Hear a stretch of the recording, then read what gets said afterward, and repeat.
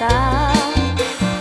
ส่งคำเก่าบางดันให้ภาษาทุกเผ่าเราสากลภาคพื้นหับผู้สื่นทรง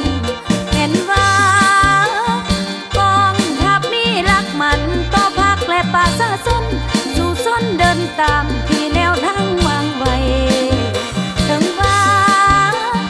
มีเรียกงานใหญ่น้อยอยากเพียงใดบอกข้างจมสอบวิธีผ่านมมโดยดำดังประสงค์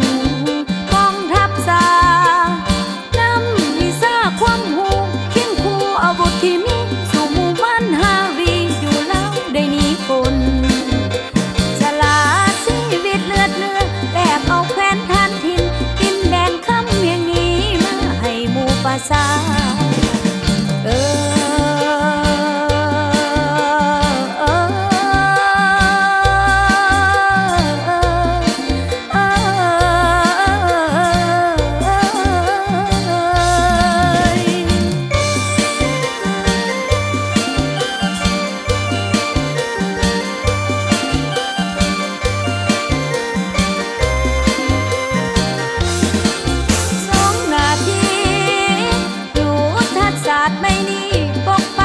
พัฒนากองทัพก่อลือซาพิทักษ์รักษาเมืองบ้าน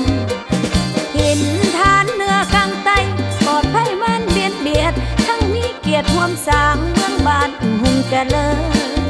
กองทัพอาสายึดมันรักษาเอกลักษณ์เชิดสู้สิทธิอำนาจชาติเล่าให้คงมันถึงสิมีสิ่งขัดขวางก็ไม่มุ่งตัดสินใจดุดันปกป้องอย่างมีใสสามัคคีกอดเกี่ยวคนหมู่ประชาชนคนดินแดนจำปาทุกภาคเขตแคว้นความสัมพันธ์หัดแน่นเพื่อนมิตรยุทธศาสตร์เพิ่มมาแท่งต่อสู้ปกป้องถิ่นดินลาวปกป้องถิ่นดินลาว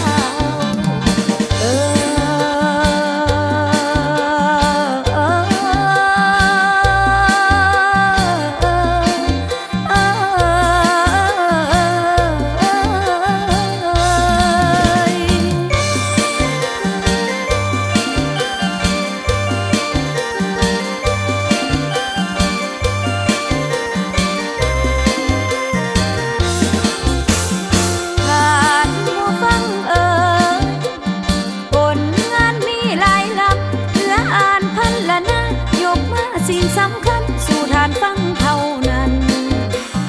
ล้ำมาอดบ่นี้สมควรขอละอวยขออวยพรให้พี่น้องสมแม่งดังวังสมแม่งดังวังล้ำมาดนสมควรสิขอมวลใบก่อ